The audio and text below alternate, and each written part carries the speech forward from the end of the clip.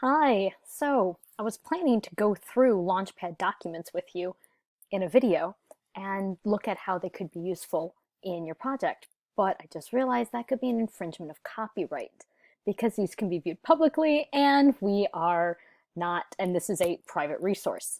So, sort of things that you are encountering as you're thinking of how do I do things online and meeting online with a group.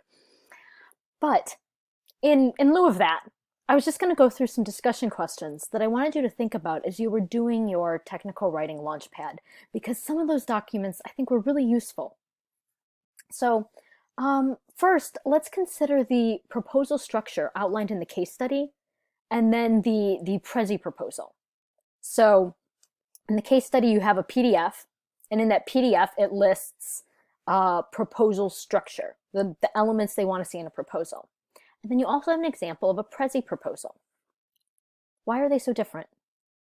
Does it have to do with audience, purpose? And which document do you think is closer to the sort of proposal that you would be making for your desired audience? Something to think about. Hint, it might be the Prezi, because the case study had needed so much expertise that we don't have yet at this level in this class. So the Prezi proposal, on the other hand, is at the level that we're working at. And when you look at the proposed program in documents, so it's, I believe, the first document, what elements might you also use in your proposed program of work? Because remember here, you are going to have a project description with your plan, that is your program of work. We're going to do A, and then B, and then C, which is what you have in your proposed program.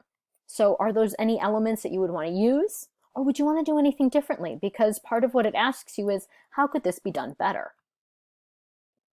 Now, I think the tutorials on the images and visuals could be really helpful as you're coming up with rubrics for how you might assess the visual layout or the use of visuals on a web page.